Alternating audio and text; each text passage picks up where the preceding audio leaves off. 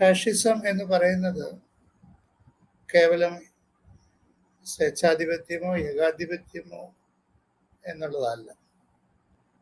മുതലാളിത്ത വളർച്ചയ്ക്കുണ്ടായ ഒരു പ്രതിസന്ധിയോടുള്ള ഒരു പ്രതികരണം എന്നുള്ള നിലയിലാണ് ഫാഷിസത്തെ നമ്മൾ കാണുന്നത്.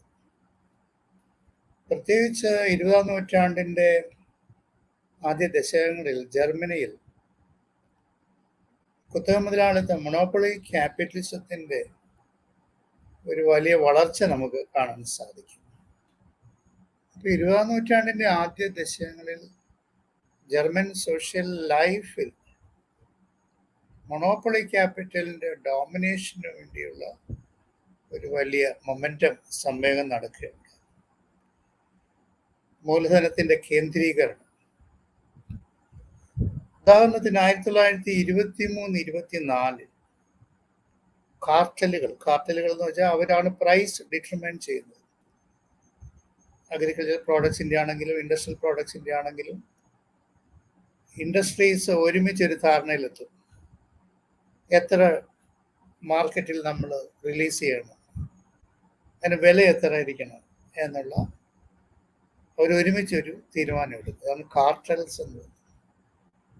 23-24 ജർമ്മനിയിലെ വൻ കാർട്ടലുകൾ 1500 നിന്ന്, ആ നൂറ്റാണ്ടിൻ്റെ തുടക്കത്തിൽ നിന്ന് ഈ ഫാഷിസം നാസിസത്തിൻ്റെ ആ ഒരു ഇനോഗ്രേഷൻ്റെ കാലഘട്ടമായപ്പോഴേക്ക് 1500 നിന്ന് 2500 വളരെ വർദ്ധിക്കുന്നു. ഇപ്പോൾ സ്മോൾ ട്രേഡേഴ്സ്, മീഡിയം ഇൻഡസ്ട്രീസ്, അവരുടെ എല്ലാം ഒരു തകർച്ച കണ്ടിട്ട് അവിടെ മൊണോപ്പൊളൈസേഷനിലേക്ക് ഇക്കോണമി വരുന്നു. ആകെ 4 സ്റ്റീൽ കമ്പനീസ് ആയിട്ട് അവസാനം അത് പരിണമിച്ചു. ധാരാളം ചെറുകിട സ്റ്റീൽ കമ്പനീസ് ഉണ്ടായിരുന്നു. 4 സ്റ്റീൽ കമ്പനീസ് ആയിട്ട് അത് ചുരുങ്ങി. 3 ബാങ്ക്സ്, ഡ്യൂഷെ ബാങ്ക് ഉൾപ്പെടെ 3 ബാങ്കുകൾ എൻറ്റയർ ഫൈനാൻസിനെ അവർ കൺട്രോൾ ചെയ്യാൻ ആരംഭിച്ചു.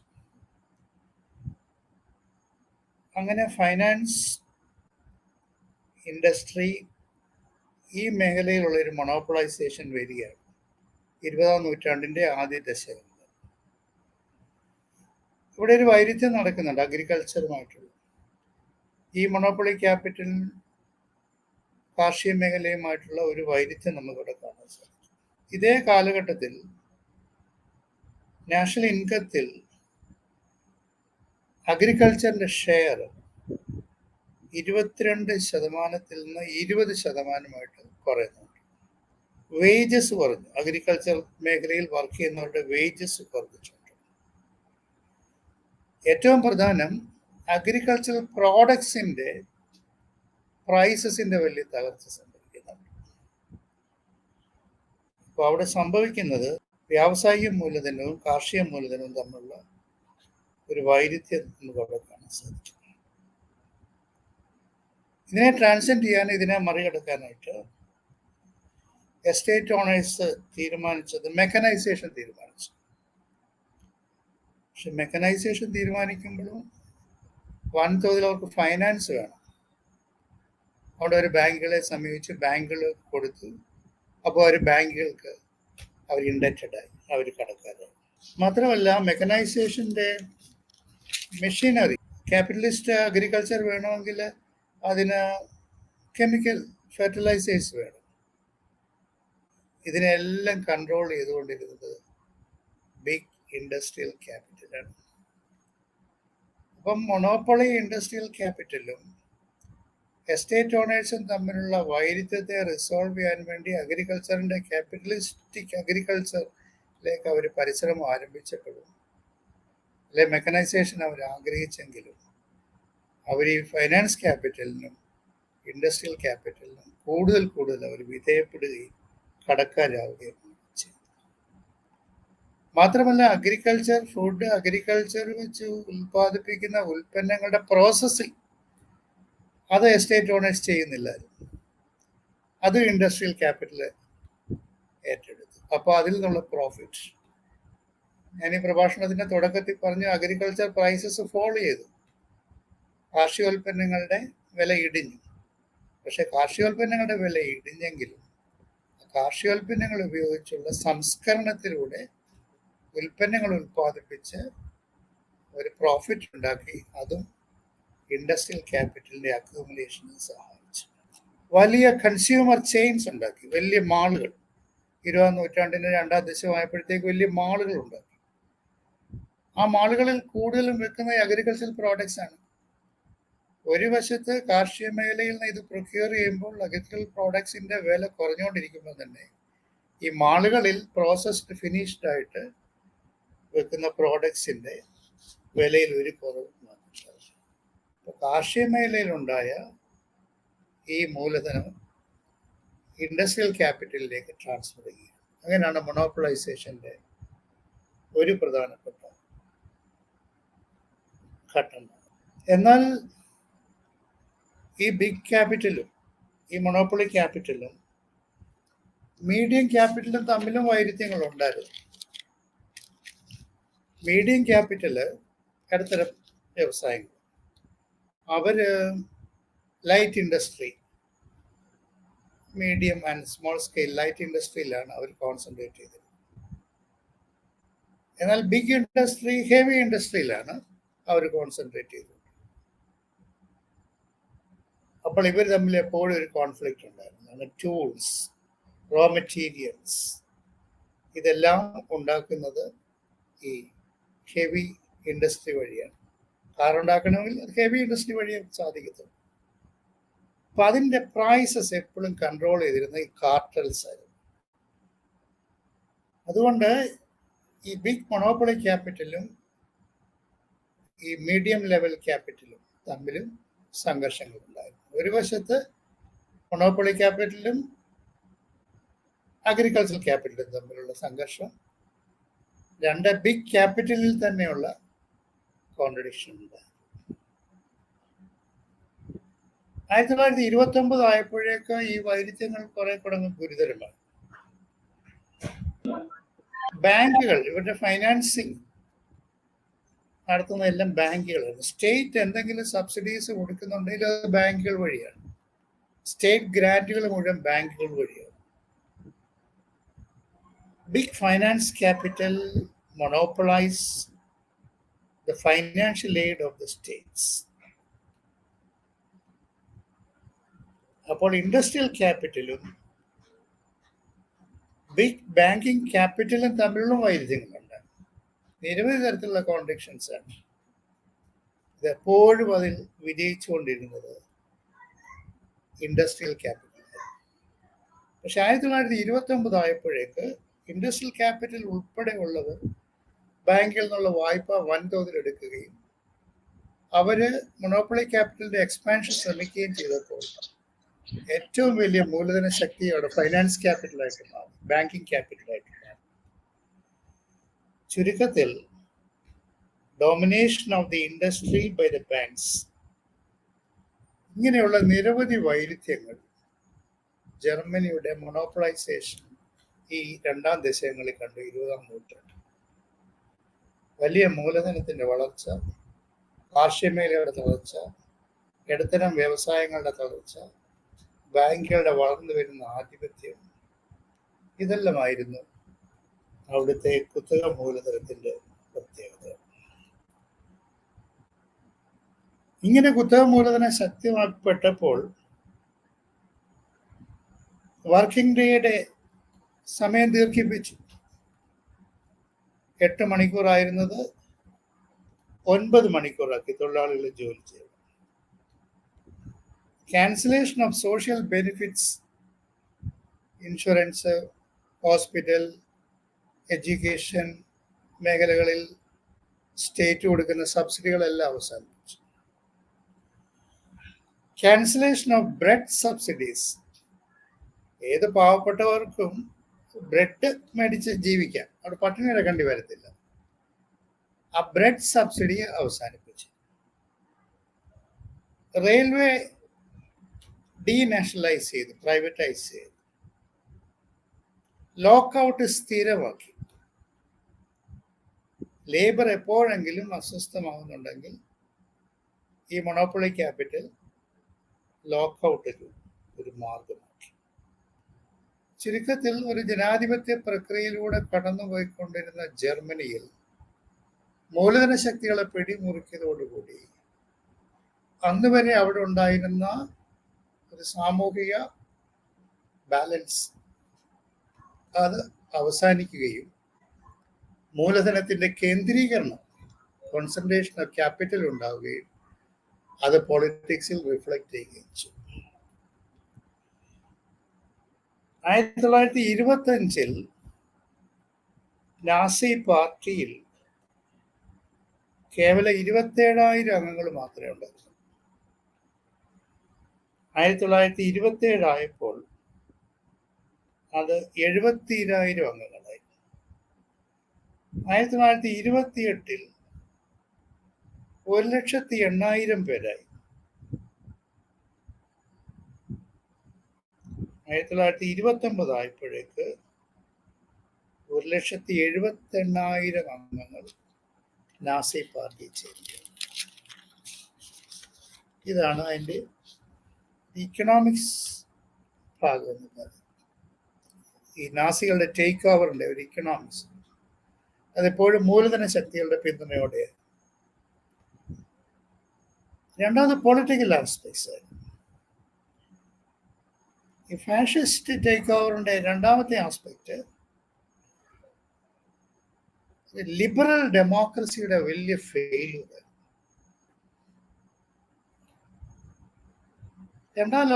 ഒന്നാം ലോകമഹായുദ്ധം വരെ വാസ്തവത്തിൽ യൂറോപ്പിൽ ലോകത്തിന്റെ പല ഭാഗങ്ങളിലും, ലോകത്തിന്റെ 3/4 ഭാഗം കോളനികളായിരുന്നു. അവിടെ സാമ്രാജ്യത്വ ശക്തിയാണ് ഭരിച്ചുകൊണ്ടിരുന്നത്. ബാക്കിയുള്ള ഭാഗങ്ങളിൽ എറിക് ഹോബ്സൺ പറയുന്നത് ലോകത്തിലെ അന്നുള്ള രാജ്യങ്ങളിൽ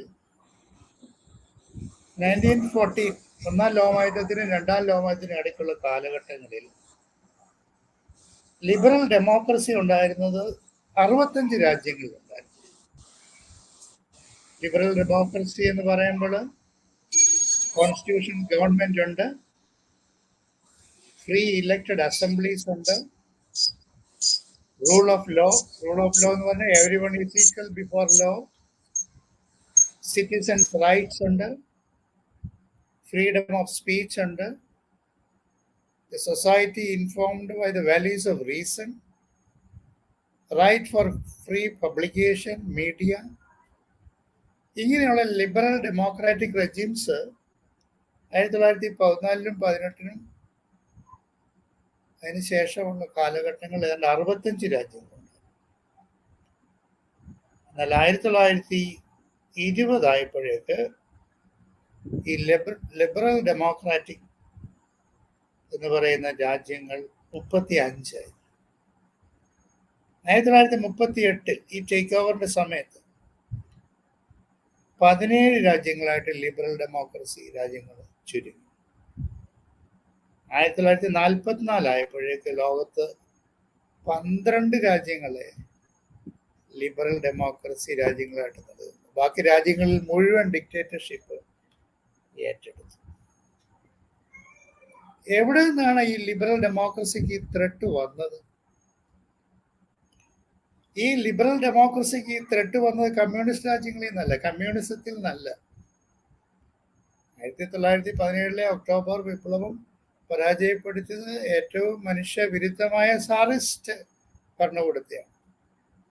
എന്നാൽ യൂറോപ്പിലും മറ്റ് രാജ്യങ്ങളിലും ഉണ്ടായിരുന്ന ഈ ലിബറൽ ഡെമോക്രാറ്റിക് ഗവൺമെന്റുകളെ പരാജയപ്പെടുത്തിയത് റൈറ്റ് റിയാക്ഷണറി പാർട്ടീസിൽ നിന്നാണ്. ലോകത്ത് ഒരിടത്ത് പോലും കമ്മ്യൂണിസ്റ്റ് പാർട്ടികളിൽ നിന്ന് ഈ ലിബറൽ ഡെമോക്രസികളെ തകർത്തില്ല. എല്ലാ റൈറ്റിസ്റ്റ് പാർട്ടികളും. എന്തുകൊണ്ടാണ് ഇത്രയും ശക്തമായ റൈറ്റിസ്റ്റ് പാർട്ടികൾ വന്നത്? One, it was a response to the revolutionary left. 1917 October വിപ്ലവം യൂറോപ്പിലാകെ വ്യാപിച്ച് യൂറോപ്പും കിഴക്കൻ യൂറോപ്പും ആകെ ചുവന്ന് പോകും. ഇവിടെ എല്ലാം കമ്മ്യൂണിസ്റ്റ് ഗവൺമെന്റ് ഉള്ളത് വരും എന്നുള്ള ഒരു വലിയ ഭയം വലതുപക്ഷ പാർട്ടികളെ ബാധിച്ചു.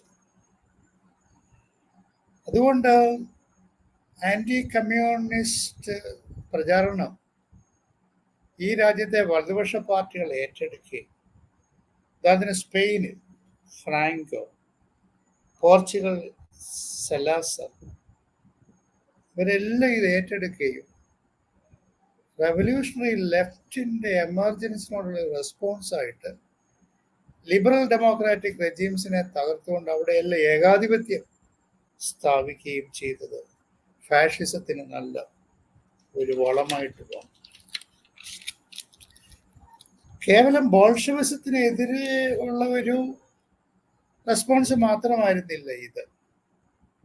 എവിടെയൊക്കെ വർക്കിംഗ് ക്ലാസ് മൂവ്മെന്റ്സ് ഉണ്ടോ, എവിടെയൊക്കെ വർക്കിംഗ് ക്ലാസ് മൂവ്മെന്റ്സ് എമേർജ് ചെയ്യുന്നു, അതിനെയെല്ലാം തകർത്ത് തരിപ്പണമാക്കണം.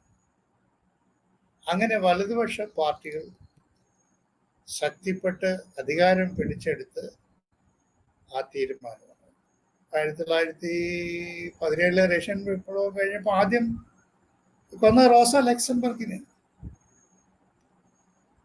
ഇറ്റലിയിൽ അധികാരം പിടിച്ചെടുത്തപ്പോൾ മുസോളിനി ആദ്യം കൊല്ലുന്നത് മാറ്റിയോട്ടി എന്ന് പറയുന്ന സോഷ്യലിസ്റ്റ് ലീഡറിനെയാണ്.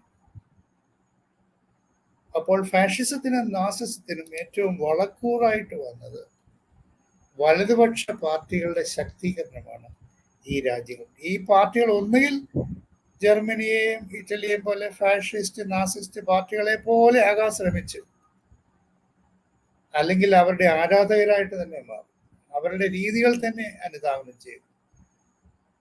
സ്പെയിനിലെ ഫ്രാങ്കോയും പോർച്ചുഗലിലെ സലാസറും ഉൾപ്പെടെയുള്ളവർ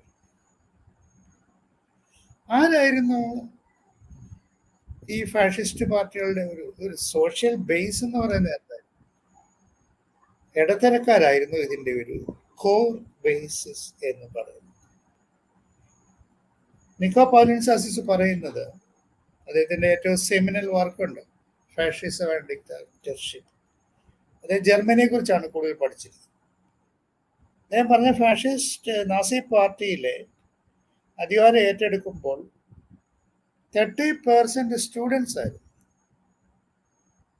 യൂണിവേഴ്സിറ്റി സ്റ്റുഡൻസ് ആയിരുന്നു. അതിനു മുമ്പ് കോളേജുകളിൽ നടന്ന യൂണിയൻ ഇലക്ഷൻസിൽ നാസി പാർട്ടിയുടെ സ്റ്റുഡന്റ് വിങ് വലിയ വിജയം നേടിയിരുന്നു. ഇറ്റലിയിലെ ഫാഷിസ്റ്റ് പാർട്ടിയിലെ മെമ്പർഷിപ്പിന്റെ 21% സ്റ്റുഡൻസ് ആയിരുന്നു, യൂണിവേഴ്സിറ്റി സ്റ്റുഡൻസ് ആയിരുന്നു.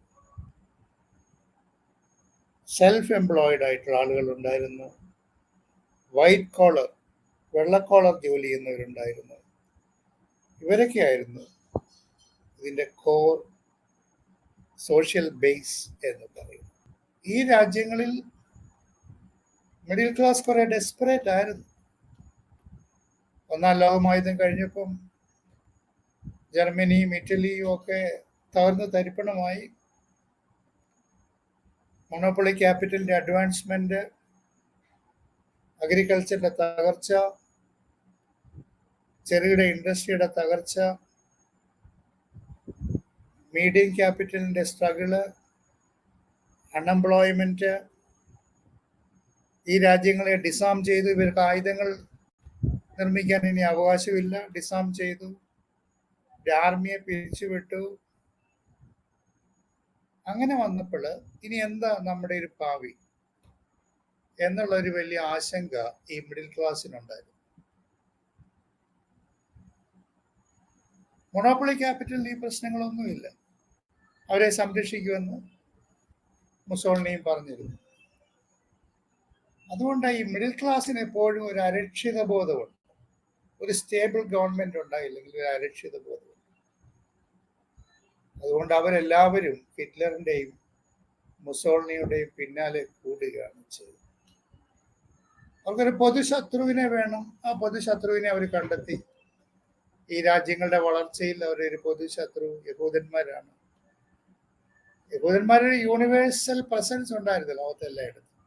ട്രേഡേഴ്സ് ആയിട്ട്, ഇൻഡസ്ട്രിയലിസ്റ്റ് ആയിട്ട്, ഇന്റലക്ച്വൽസ് ആയിട്ട്, യൂണിവേഴ്സിറ്റി പ്രൊഫസേഴ്സ് ആയിട്ട്.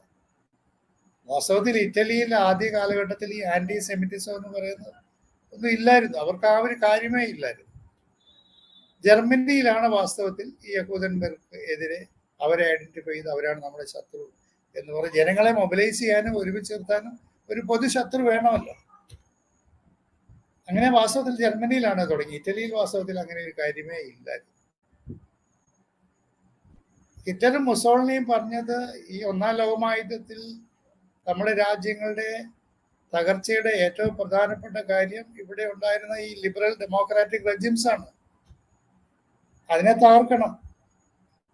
അങ്ങനെ ഇലക്ഷന് മത്സരിച്ചു, ഹിറ്റ്ലർ ഇലക്ഷന് മത്സരിച്ചു, ഭൂരിപക്ഷം കിട്ടിയില്ല. പക്ഷെ ഏറ്റവും വലിയ ഒറ്റ പാർട്ടി ഹിറ്റ്ലറിൻ്റെതായിരുന്നു. അപ്പോൾ പ്രസിഡന്റ് ഹിൻഡൻബർഗ് ഹിറ്റ്ലറോട് പറഞ്ഞു വന്ന് രാജ്യത്തിന്റെ അധികാരം ഏറ്റെടുക്കാൻ പറഞ്ഞു. അങ്ങനെ ഹിറ്റ്ലർ രാജ്യത്തിന്റെ അധികാരം ഏറ്റെടുത്ത് പ്രൈം മിനിസ്റ്ററായി. പ്രൈം മിനിസ്റ്റർ ആയതിന്റെ പിറ്റേന്ന് അദ്ദേഹത്തെ പ്രൈം മിനിസ്റ്റർ ആകാൻ ക്ഷണിച്ച പ്രസിഡന്റ് ഹിൻഡൻബർഗിനെ അദ്ദേഹം പിരിച്ചുവിട്ടു. അദ്ദേഹം പ്രസിഡന്റ് സ്ഥാനം കൂടെ ഏറ്റെടുത്തു. അപ്പോൾ മിഡിൽ ക്ലാസ്സിന് നമ്മുടെ രക്ഷകൻ വന്നിരിക്കുന്നു, സേവിയർ വന്നിരിക്കുന്നു, ഒരു പുതിയ മസിഹ വന്നിരിക്കുന്നു. ഹിറ്റ്ലർ പറഞ്ഞത് നമുക്ക് ഒരു പരാജയമൊക്കെ സംഭവിച്ചു, പക്ഷെ ജർമ്മൻ പ്രൈഡ്, നമ്മുടെ സെലകളിൽ ഓടുന്ന ആര്യൻ രക്തമാണ്, നമ്മുടെ ലോകത്തിൽ ആർക്കും കീഴ്പ്പെടാൻ പാടില്ല. അതുകൊണ്ട് ഈ ലോകം മുഴുവൻ നമുക്ക് കീഴടക്കാം. സോവിയറ്റ് യൂണിയനെ എന്തായാലും പിടിക്കണം, സോവിയറ്റ് യൂണിയൻ കീഴടക്കണം, യൂറോപ്പിനെ മുഴുവൻ നമ്മുടെ കൽക്കീഴിൽ കൊണ്ടുവരാം, കൊറിയയും മറ്റും ചൈനയ്ക്ക് വിട്ടുകൊടുത്തേക്ക്. ചൈനയിൽ ഒരു ഏകാധിപത്യ ഭരണകൂടമാണ്. ഏഷ്യൻ ആഫ്രിക്കൻ രാജ്യങ്ങളൊക്കെ അമേരിക്കയ്ക്ക് വിട്ടുകൊടുത്തേക്ക്. ഇങ്ങനെയൊക്കെ ചില കണക്കൂട്ടലുകളായിരുന്നു അദ്ദേഹത്തിന് ഉണ്ടായിരുന്നത്. ഒരു വേൾഡ് ലോകത്തെ മുഴുവൻ ഭരിക്കാനുള്ള ശക്തിയോടുകൂടി ഇതാ ഞങ്ങൾ വന്നിരിക്കുന്നു എന്ന് ഫാഷിസ്റ്റുകളും നാസിസ്റ്റുകളും തോന്നുന്നു.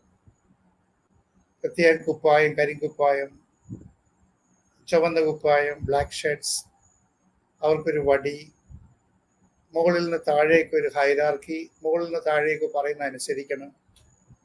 രണ്ടുപേരും ബാൽക്കണിയിൽ നിന്ന് ജനങ്ങളെ കൈവീശി തിയേറ്ററിക്കലായി നാടകീയമായി അഭിസംബോധനകൾ ചെയ്യും. ഫാഷിസ്റ്റ് പാർട്ടിയിലേക്ക് എന്തിനു പറയുന്നു? നമ്മളിപ്പോൾ പറഞ്ഞു വൈറ്റ് കോളർ ആളുകളായിരുന്നു അതിന്റെ ബേസ്. ബ്ലൂ കോളർ ഉൾപ്പെടെ, വർക്കിംഗ് ക്ലാസ് ഉൾപ്പെടെ, കമ്മ്യൂണിസ്റ്റുകൾ, സോഷ്യലിസ്റ്റുകൾ ഉൾപ്പെടെ ഇതിൽ ആകർഷിക്കായി ഈ ഫാഷിസ്റ്റ് നാസി പാർട്ടികളിലേക്ക് അങ്ങ് ചേരുക. അപ്പൊ ഇതിന്റെ ഒരു കോർ ബേസ് എന്ന് പറയുന്നത് മിഡിൽ ക്ലാസ് ആയിരുന്നു. അവര് പറഞ്ഞ സ്റ്റേറ്റ് ആണ് പരമപ്രധാനം, വ്യക്തികൾക്ക് ഒരു പ്രാധാന്യവുമില്ല. വ്യക്തിയുടെ താല്പര്യം സ്റ്റേറ്റിന്റെ താല്പര്യത്തിന് സബോർഡിനേറ്റ് ചെയ്യണം. പവറാണ് പ്രധാനം. നിങ്ങൾക്ക് പവർ ഉണ്ടോ എന്നുള്ളതാണ് പ്രശ്നം. കഴുകനെ പോലെ ഇരിക്കണം. പ്രാവ്, ഞാൻ പ്രാവാണ്, ഒരു പ്രാവാണ്, എനിക്കൊന്നും ചെയ്യാൻ പറ്റത്തില്ല, ഞാൻ നല്ലതാണ്, ഞാൻ നിർമ്മലമാണ് എന്ന് പറഞ്ഞിരുന്നോണ്ട് ഒരു കാര്യവുമില്ല. പവർ വേണം.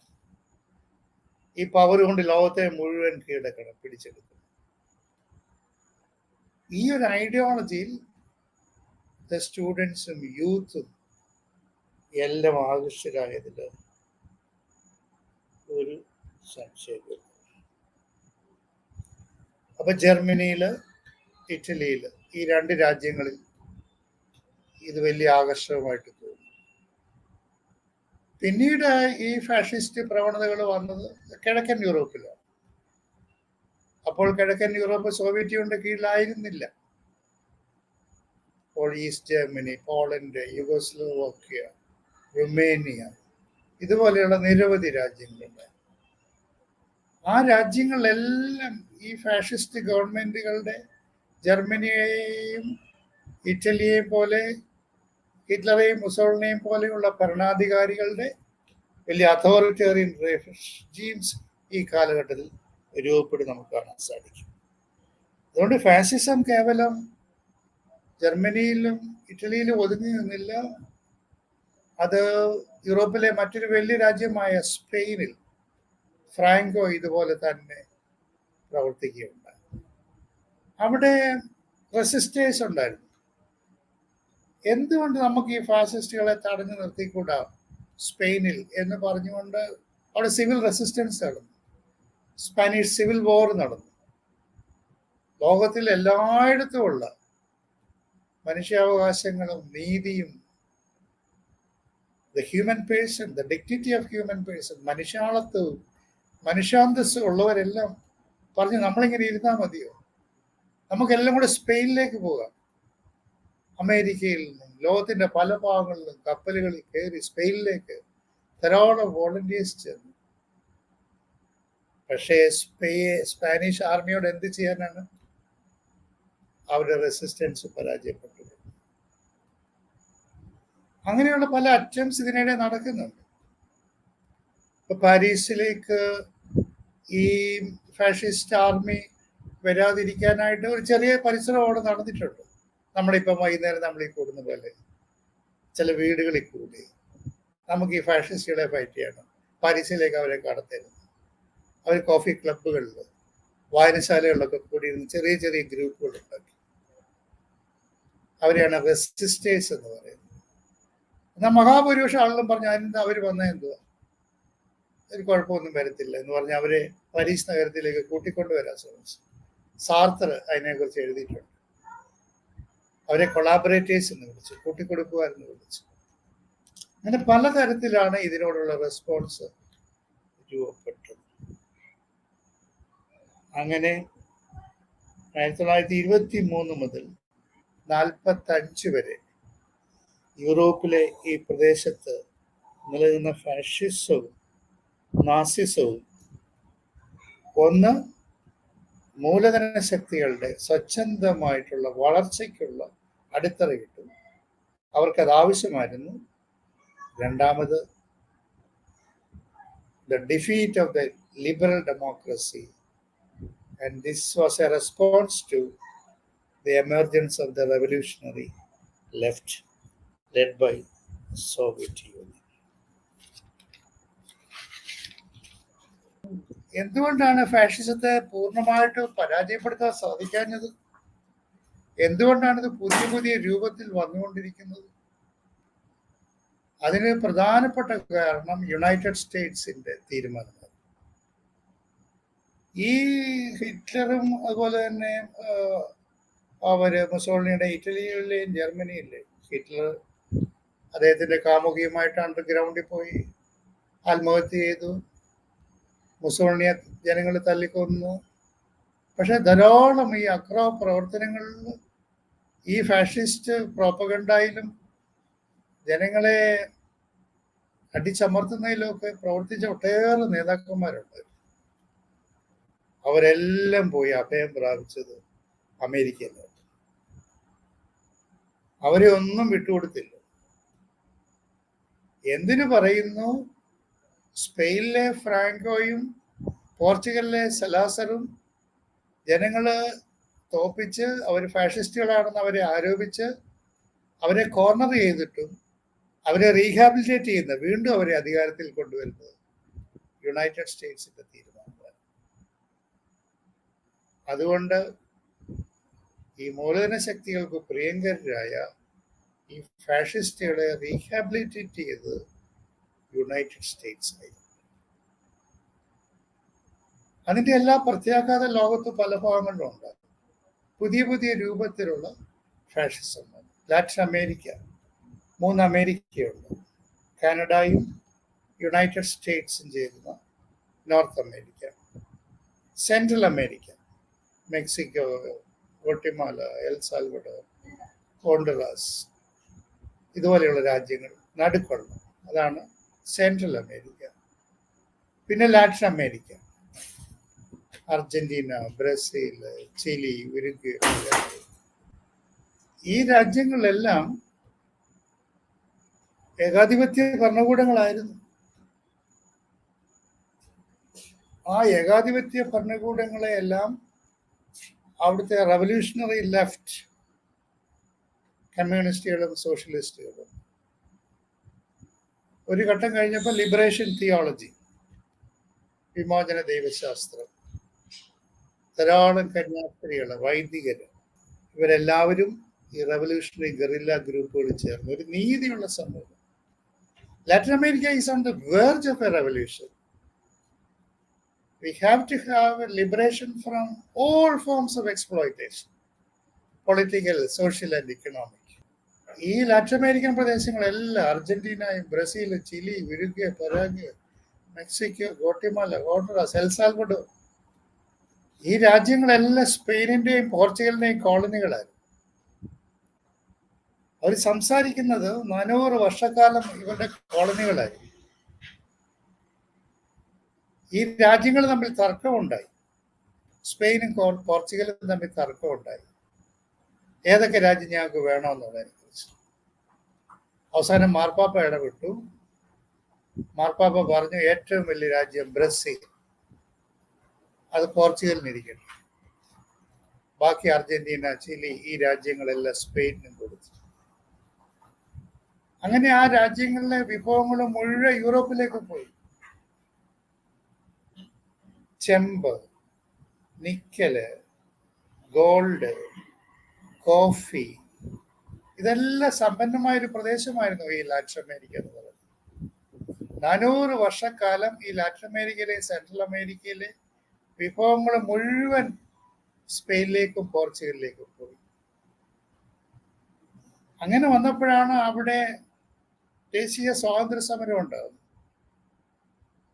ആ ദേശീയ സ്വാതന്ത്ര്യ സമരത്തിന്റെ ഫലമായി അവിടെ ഉണ്ടായിരുന്ന ഏകാധിപതികളെ, അവിടെയുള്ള റവല്യൂഷണറി ലെഫ്റ്റ്, കമ്മ്യൂണിസ്റ്റുകളും സോഷ്യലിസ്റ്റുകളും പരാജയപ്പെടുത്തി കഴിഞ്ഞപ്പോൾ ഈ വിഭവങ്ങൾ പഴയതുപോലെ സാമ്രാജ്യ ശക്തികൾക്ക് എടുക്കാൻ സാധിക്കുന്നു. 1973 സാൽവഡോർ ആയൻഡെ, 71 ചിലിയിലെ സോഷ്യലിസ്റ്റായ സാൽവഡോർ ആയൻഡെ അധികാരത്തിൽ വന്നു. അദ്ദേഹം ആദ്യം തീരുമാനിച്ചത് അവിടുത്തെ ചെമ്പ് ഖനികൾ ദേശസാൽക്കരിക്കാനാണ് തീരുമാനിച്ചത്. ലോകത്തിലേക്ക് ഏറ്റവും കൂടുതൽ കോപ്പർ ഉള്ളത് അവിടെയാണ്, ചിലിയിലാണ്. ആ ചിലിയിലെ ചെമ്പ് ഖനികൾ അമേരിക്കൻ കമ്പനികളായിരുന്നു. അമേരിക്കത് എടുത്തുകൊണ്ട് പോവുകയായിരുന്നു, റോയൽറ്റി പോലും കൊടുക്കാതെ. അദ്ദേഹം അധികാരത്തിൽ വന്നപ്പോൾ തീരുമാനിച്ചു ആ ചെമ്പ് ഖനികൾ ദേശസാൽക്കരിക്കാൻ തീരുമാനിച്ചു. ഉടൻ തന്നെ അമേരിക്ക ഇടപെട്ടു. CIA ഡയറക്റ്റ് ആയിട്ട് ഷൂട്ടേഴ്സിനെ വിട്ടു. അങ്ങനെ പട്ടാള അട്ടിമറി നടന്നു.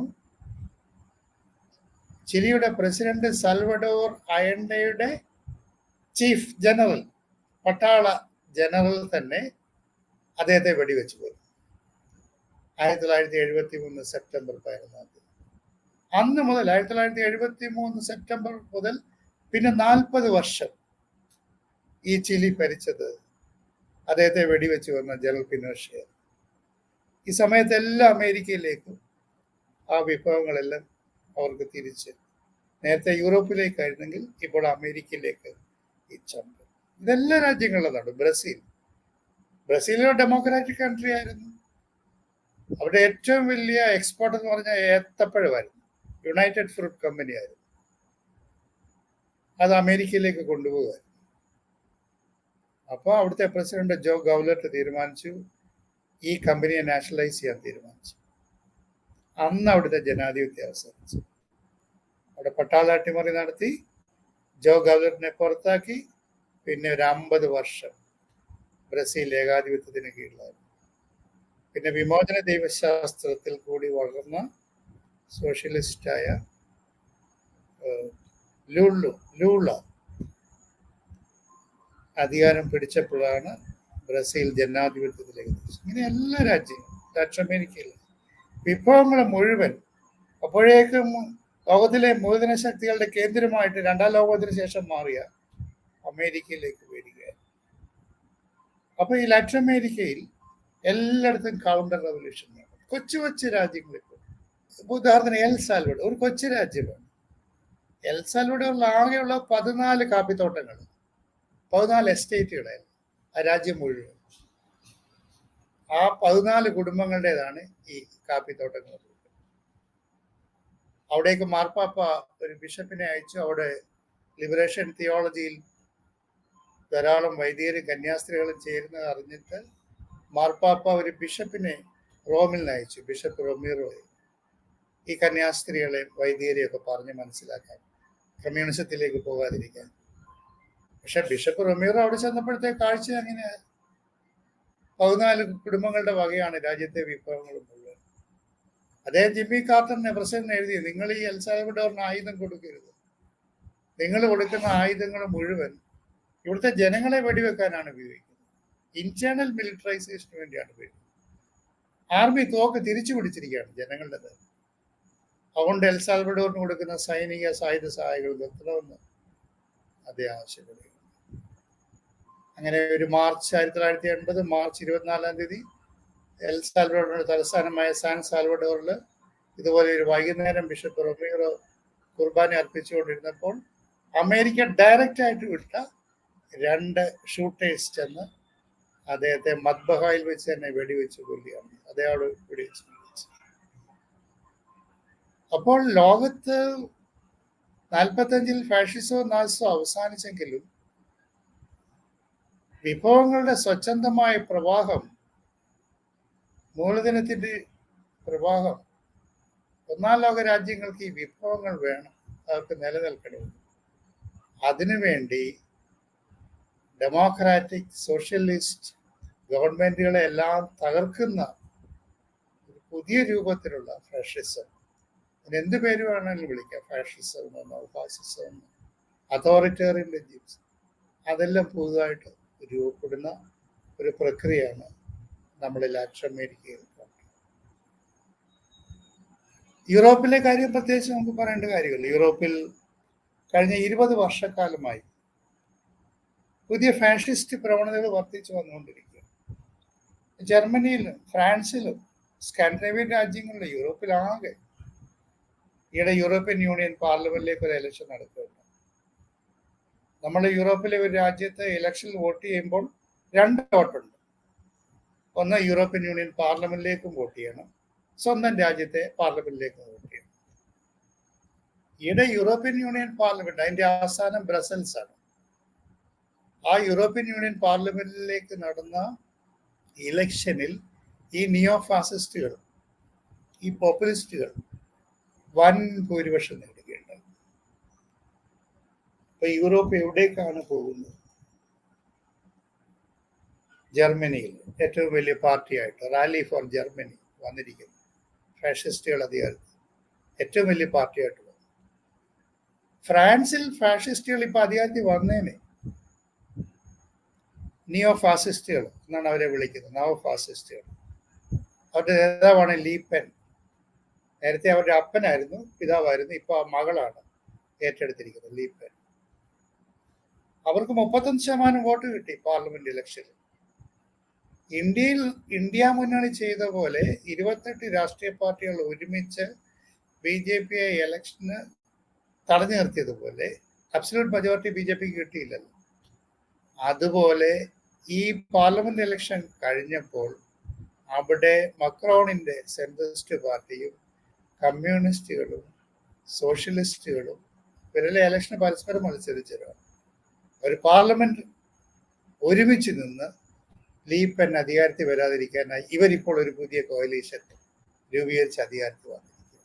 നോക്കുക, 1789 ജനാധിപത്യം, സ്വാതന്ത്ര്യം, ലിബർട്ടി, ഫ്രറ്റേണിറ്റി പറഞ്ഞ് ഫ്രഞ്ച് വിപ്ലവം ഉണ്ടായ രാജ്യത്ത് ഈ നിയോ ഫാസിസ്റ്റുകൾ വന്നിരിക്കുന്നു. ഇവർ പ്രോ റിച്ച് ആണ്, ധനികർക്ക് അനുകൂലമാണ് ഇവരെല്ലാം. ഈ പുതിയ ഫാഷിസ്റ്റ് പോപ്പുലിസ്റ്റ് പാർട്ടിയുടെ ലീഡേഴ്സ് ഒന്നും നേരത്തെ അങ്ങനെ പോളിറ്റിക്സിലൊന്നും ഉള്ളവരേ അല്ല.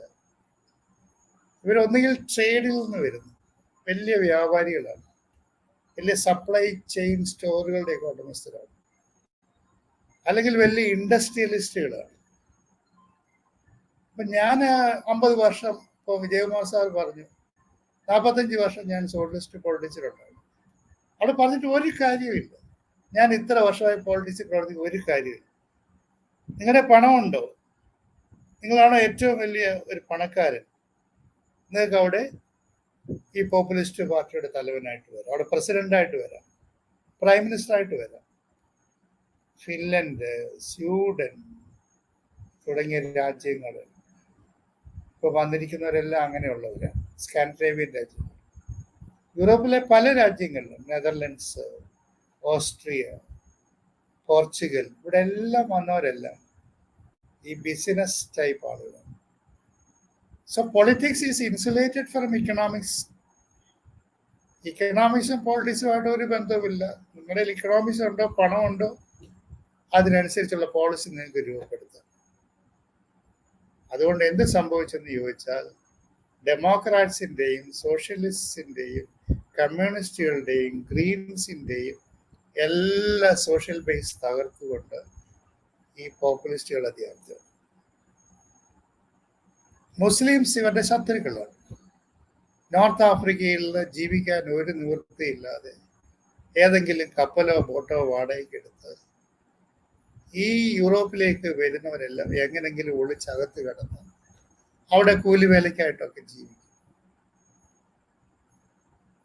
അവരെ സ്വീകരിക്കരുത് എന്നുള്ളതാണ് ഇവരുടെ ഒരു പ്രധാനപ്പെട്ട കാര്യം. ഇറ്റലിയിലെ ഡിഫൻസ് മിനിസ്റ്റർ പറഞ്ഞ്, ഞാൻ ആ ഒരൊറ്റ ബോട്ടോ കപ്പലോ എൻ്റെ തീരത്ത് അടുപ്പിക്കത്തില്ല. അങ്ങനെ അഭയാർത്ഥികളെയും കൊണ്ട് വരുന്ന കപ്പല് ഉന്തി തള്ളി അപ്പുറത്തോട്ട് വിട്ടേക്കണം. ഇങ്ങനെ എത്രയോ കുഞ്ഞുങ്ങൾ മരിച്ച കാര്യങ്ങൾ നമ്മൾ വായിച്ചിട്ടുണ്ട്. നെതർലാൻഡ്സിൽ ഇത്തവണ മത്സരിച്ച നിയോ ഫാസിസ്റ്റ് പോപ്പുലിസ്റ്റ് പാർട്ടിയുടെ തലവൻ പറഞ്ഞത്, ഞാൻ അധികാരത്തിൽ ആദ്യം വന്നാൽ ചെയ്യുന്നത് ഖുറാൻ കത്തിക്കുമെന്ന്. ജർമ്മനിയിലെ റാലി ഫോർ ജർമ്മനിയുടെ മുദ്രാവാക്യം തന്നെ ഇസ്ലാം ജർമ്മനിക്ക് ചേരുന്നതല്ല എന്നുള്ളതാണ്. അപ്പോൾ 1923 മുതൽ 1945 വരെ ഹിറ്റ്ലർ യൂതന്മാരെ ഒരു പൊതുശത്രുവായി കണ്ടതുപോലെ ഇപ്പോൾ മുസ്ലിങ്ങളെ പൊതുശത്രുക്കളായിട്ട് കണ്ട് ഒരു അൾട്രാ നാഷണലിസം, ഒരു തീവ്ര ദേശീയത ഇപ്പോൾ യൂറോപ്പിൽ രൂപപ്പെടുന്നു. അതാണ് നവഫാസിസം അല്ലെങ്കിൽ പോപ്പുലിസം എന്ന് പറയുന്നത്. നമ്മുടെ രാജ്യത്ത് ഇത് തന്നെയാണ് സംഭവിച്ചുകൊണ്ടിരിക്കുന്നത്.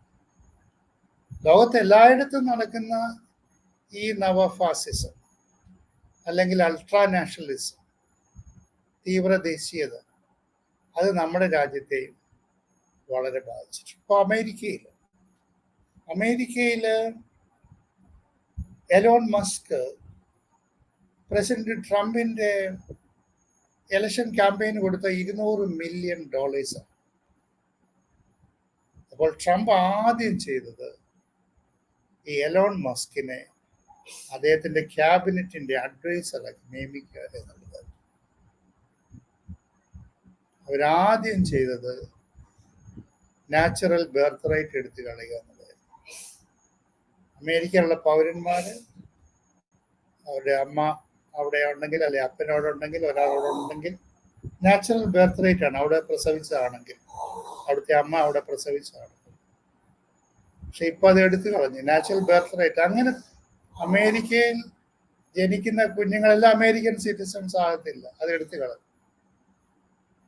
അതാണ് അവരാദ്യം ചെയ്തത്. ഒരു മൾട്ടി കൾച്ചറൽ സൊസൈറ്റി ആയിരുന്നു. ഈ അമേരിക്കക്കാരാരാണ്?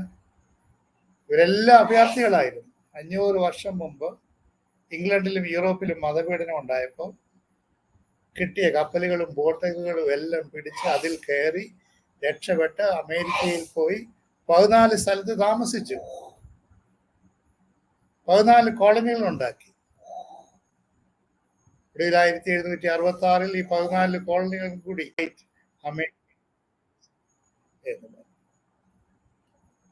ഇന്ത്യയിൽ ഇതിന് സമാന്തരമായിട്ട് തന്നെയാണ് ഇന്ത്യയിൽ നടക്കുന്നത്. ഇതിന്റെ പേരാണ് ഹിന്ദുത്വ എന്ന് പറയുന്നത്. ഹിന്ദുത്വയ്ക്ക് ഹിന്ദു മതവുമായിട്ട് യാതൊരു ബന്ധവും. ഹിന്ദുത്വ ഒരു പൊളിറ്റിക്കൽ ഐഡിയോളജിയാണ്. 1923 തന്നെ, 24 ആ ഒരു കാലഘട്ടത്തിൽ തന്നെ യൂറോപ്പിൽ റവല്യൂഷണറി ലെഫ്റ്റിന് ബദലായി ഫാഷിസവും നാസിസവും ഉണ്ടായതുപോലെ തന്നെ ഇന്ത്യയിൽ 1917 സോവിയറ്റ് യൂണിയന്റെ വിപ്ലവത്തിന്റെ പ്രഭയിൽ ആകർഷകരായി ഇവിടെയും കമ്മ്യൂണിസ്റ്റ് സോഷ്യലിസ്റ്റ് ഗ്രൂപ്പുകൾ ഉണ്ടായി. ഇന്ത്യയിൽ സാമ്രാജ്യത്വ വിരുദ്ധ പോരാട്ടത്തിൽ ഏർപ്പെട്ടിരുന്ന ഒരു ന്യൂനപക്ഷം ആളുകളെ സംബന്ധിച്ചിടത്തോളം സോവിയറ്റ് യൂണിയൻ ആയിരുന്നു അവരുടെ ഏറ്റവും വലിയ ആകർഷണം എന്ന് പറയുന്നത്. ആ സോവിയറ്റ് യൂണിയന്റെ സ്വാധീനം ഇന്ത്യയിൽ ഉണ്ടാവാതിരിക്കാൻ ഫാഷിസവും നാസിസവും ഉണ്ടായ അതേ വർഷം തന്നെ ഇന്ത്യയിലും RSS രൂപീകരിക്കുകയുണ്ടായി. ഫാഷിസത്തിന്റെ നാസിസത്തിന്റെ അതേ രൂപങ്ങൾ. അവിടെ കരിങ്കുപ്പായും, മുസോളിനിക്ക് ചുവന്ന കുപ്പായം, ഇവിടെ കാക്കിക്കുപ്പായം. അവിടെ മുസോളിനിയുടെ ചിഹ്നം അടുക്കി വെച്ച ഒരു കെട്ട് വിറക്, ഇവിടെ ഒരു ദണ്ണ്, ബെൽറ്റ്, മുകളിൽ നിന്ന് താഴേക്കുള്ള ഓർഡർ, അത് തന്നെ ഇവിടെയും അവരേറ്റെടുത്തു. പക്ഷെ ഇവിടെയുള്ള ഹിന്ദു കമ്മ്യൂണിറ്റി എൻ്റെ അഭിപ്രായത്തിൽ ലോകത്തിലേക്കും വലിയൊരു സെക്കുലർ കമ്മ്യൂണിറ്റിയാണ്. ഒരു മതേതര കമ്മ്യൂണിറ്റിയാണ്. ഇതുപോലൊരു മതനിരപേക്ഷ സമൂഹം. ഒന്നാമത്തെ ലോക്സഭാ ഇലക്ഷന് ഇവിടെ ഒരു ഹിന്ദു രാഷ്ട്രമാകണമെന്ന് ആഗ്രഹിച്ച് ഈ RSSന്റെ പ്രേരണയിൽ ഇവിടെ രൂപപ്പെട്ട ഹിന്ദു സംഘടനകൾ ഇലക്ഷന് മത്സരിച്ചു. അവർ 500-ൽ പരം ലോക്സഭാ സീറ്റിൽ അവർക്ക് വിരലിൽ എണ്ണാവുന്ന സീറ്റിൽ മാത്രമാണ് വിജയിക്കാൻ സാധിച്ചത്. നെഹ്റുവിന്റെ മോഡേണിറ്റി, ഗാന്ധിജിയുടെ ഒരു സെക്യുലർ സ്പിരിച്വാലിറ്റി, കമ്മ്യൂണിസ്റ്റ് സോഷ്യലിസ്റ്റ് പ്രസ്ഥാനങ്ങളുടെ ശക്തമായ നിലപാട്, അതുകൊണ്ടൊന്നും ഇവിടെ വർഗീയ ശക്തികൾക്ക് വേരുറപ്പിക്കാൻ സാധിച്ചില്ല. പക്ഷെ സമീപകാലത്ത് നമ്മുടെ രാജ്യത്തും പ്രത്യേകിച്ച് 1990 ആയപ്പോഴേക്ക് ലോകത്തെ എല്ലായിടത്തും ഉണ്ടായി വരുന്ന ഈ തീവ്ര ദേശീയത ഇവിടെയും ബാധിച്ചു. ഹിന്ദു കമ്മ്യൂണിറ്റി 1000 വർഷങ്ങളായിട്ട് നമ്മൾ മറ്റുള്ളവർക്ക് കീഴ്പ്പെട്ട് കിടക്കുകയാണ്. AD 1000 മുതൽ 1707 വരെ മുസ്ലിങ്ങൾ നമ്മളെ ഭരിച്ചു. അടിമ വംശം തൊട്ട് മുഗൾ വംശം വരെ നമ്മളെ ഭരിച്ചു 700 വർഷക്കാലം. പിന്നീട് 200 വർഷക്കാലം ക്രിസ്ത്യാനികൾ നമ്മളെ ഭരിച്ചു, ബ്രിട്ടീഷുകാർ. നമ്മൾ എന്തിനാണ് ഇങ്ങനെ നിന്നു കൊടുക്കുന്നത്? അപ്പൊ നമ്മുടെ ദേശീയതയിലേക്ക് വളരണം. ഹിന്ദു മതം അപകടത്തിലാണ്. ഇപ്പോൾ ഈ അപകടം ആരാണ് നമുക്ക് കൊണ്ടുവരുന്നത്? മുസ്ലിങ്ങളാണ്. ഇവരിങ്ങനെ പോയ ഹിന്ദുക്കളെക്കാൾ മുസ്ലിങ്ങൾ ഇവിടെ ഉണ്ടാകും. അതുകൊണ്ട് മുസ്ലിങ്ങളെ ശത്രുക്കളായി കാണുക, അവരുടെ ആരാധനാലയങ്ങൾ നശിപ്പിക്കുക. അങ്ങനെ 500 വർഷമായിട്ട് അവർ ആരാധിച്ചുകൊണ്ടിരുന്ന ബാബറി മസ്ജിദ് ഇടിച്ചു പൊളിച്ച് 1984-ൽ BJPക്ക് 2 ലോക്സഭാ അംഗങ്ങളെ ഉണ്ടായിരുന്നു. പക്ഷെ ബാബറി മസ്ജിദ് ഇടിച്ചു പൊളിച്ചതിന് ശേഷം നടന്ന 1991-ലെ ഇലക്ഷനിൽ BJPക്ക് 110 ലോക്സഭ സീറ്റ്. കഴിഞ്ഞ മുമ്പത്തെ ഇലക്ഷന് അവർക്ക് 340 ലോക്സഭ സീറ്റ്. ഇത്തവണ അവർക്ക് 240 ലോക്സഭ സീറ്റ് കിട്ടി. ഇപ്പോൾ ഇന്ത്യയിലെ 29 സ്റ്റേറ്റ് ആയിരുന്നു. ഒരു ദിവസം രാവിലെ ഒരു സ്റ്റേറ്റ് അങ്ങ് ഇല്ലാതെ പോയി, ജമ്മു കാശ്മീർ. ഇന്ത്യയിലെ 28 സ്റ്റേറ്റുകളിൽ മഹാഭൂരിപക്ഷ സ്റ്റേറ്റുകളിൽ BJPയോ അവരുടെ സഖ്യകക്ഷികളോ ഭരിക്കും. Majority communalism has become the political ideology. നമ്മൾ പഠിച്ചിരുന്ന ഗാന്ധിസം, സോഷ്യലിസം, മാർക്സിസം, ലിബറലിസം ഇതൊക്കെയാണ്. പക്ഷെ ഇപ്പോഴത്തെ ഇന്ത്യയിലെ ഏറ്റവും വലിയ പൊളിറ്റിക്കൽ ഐഡിയോളജി ഈ മജോറിറ്റി കമ്മ്യൂണലിസമാണ്, ഭൂരിപക്ഷ വർഗീയതയാണ്. അതുകൊണ്ട് ലോകത്തെല്ലായിടത്തും ഒരു അൾട്രാ നാഷണലിസത്തിന്റെ വളർച്ചയാണ്. ഇന്ത്യയിലെ പ്രത്യേകത ഈ അൾട്രാ നാഷണലിസത്തിന്റെ മുഖംമൂടിയായി നിർത്തിയിരിക്കുന്നത് റിലീജിയനെയാണ്. ആ റിലീജിയന്റെ പിന്നിൽ, ഈ മുഖംമൂടിക്ക് പിന്നിൽ നിൽക്കുന്നത് കോർപ്പറേറ്റ് ശക്തികളാണ്. സ്വാഭാവികമായിട്ടും ഈ ഏകാധിപത്യത്തിനെതിരെയും ഈ ഡെമോക്രസി ഇല്ലാതാക്കുന്നതിനെതിരെയും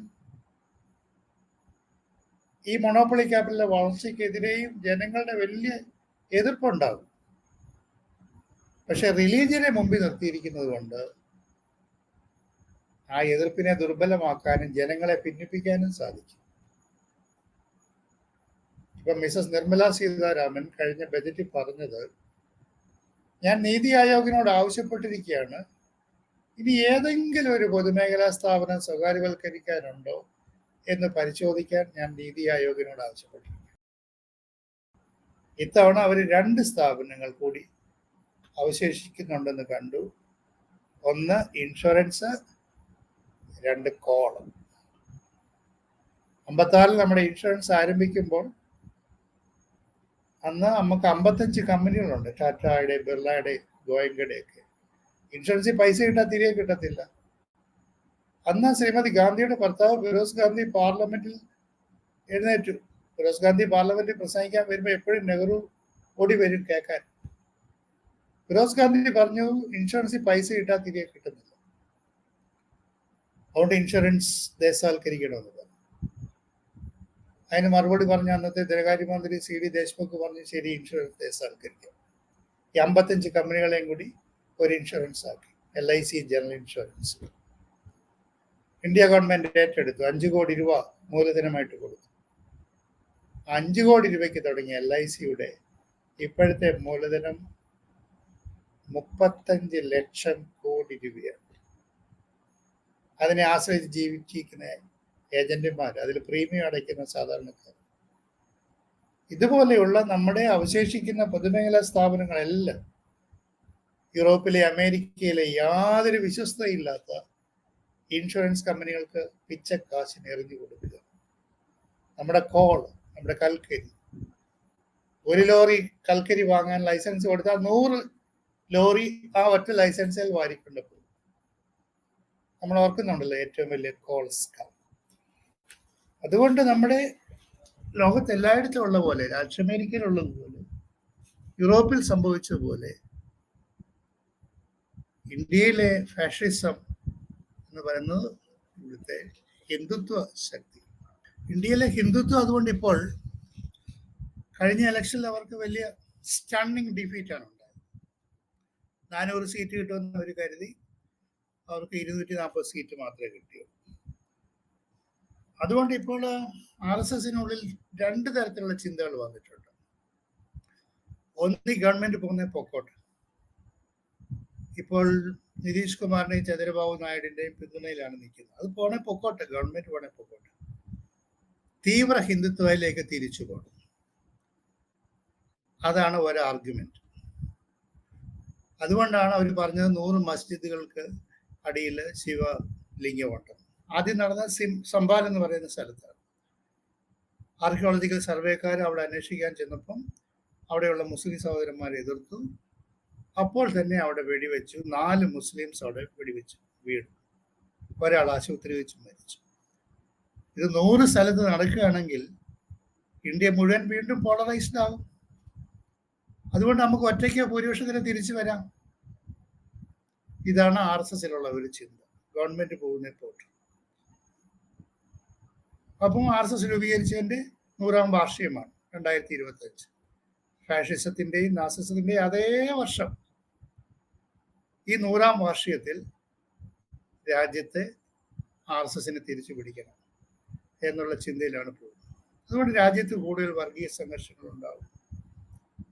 ഇന്നലെ കഴിഞ്ഞ ആഴ്ച അമിത്ഷാ പറഞ്ഞത്, ആരെങ്കിലും ഭീകരനാണെന്ന് കണ്ടാൽ അവന്റെ നെറ്റിക്ക് ഞാൻ വെടിവെക്കുന്നത്. ആരാ ഭീകരൻ? ആരാ തീരുമാനിക്കുന്നത്? ഭീകരൻ ആരാ തീരുമാനിക്കുന്നത്? കോടതി തീരുമാനിക്കുന്നതിന് മുമ്പ്, പോലീസ് തീരുമാനിക്കുന്നതിന് മുമ്പ് വെടിവെച്ച് കഴിഞ്ഞു. അർഗസീബിന്റെ ശവകുടീരം പൊളിക്കണമത്തിലെ അവിടെ വീട് ബുൾഡോസർ വെച്ച് നശിപ്പിച്ചു കഴിഞ്ഞു. ഇപ്പോഴാണ് പറയുന്നത് അയാൾ നിരപരാധിയാണ്, പക്ഷെ വീട് ബുൾഡോസർ വെച്ച് നശിപ്പിച്ചു കഴിഞ്ഞു. അതുകൊണ്ട് എൻ്റെ അഭിപ്രായത്തിൽ ഫാഷിസമാണോ നവഫാസിസമാണോ എന്നുള്ള ട്രാപ്പിൽ നമ്മൾ വീഴേണ്ട കാര്യമില്ല. എല്ലാ ഫാഷിസ്റ്റ് പ്രവണതകളും ഉള്ള ഒരു സമൂഹമായിട്ട് നമ്മൾ മാറിയിരിക്കുകയാണ്. ഫാസിസമാണോ നവഫാസിസമാണോ എന്ന് നമ്മൾ തർക്കിച്ചിരിക്കാതെ നമ്മുടേതായ ചെറിയ ചെറിയ റെസിസ്റ്റൻസ് പ്രതിരോധങ്ങൾ രൂപപ്പെടുത്തുക എന്നുള്ളതാണ് നമ്മുടെ മുന്നിൽ അവശേഷിക്കുന്നത്.